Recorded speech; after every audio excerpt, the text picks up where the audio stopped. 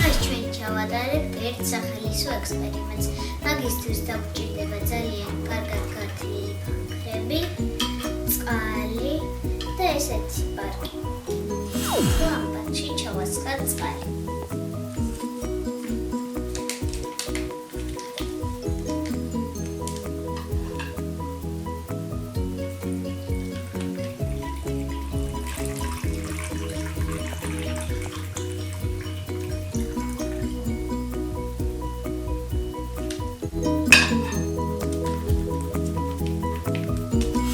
მოდი ვნახოთ ფანქარი რო შევუჭროთ, წყალი გადმოვა თუ არა.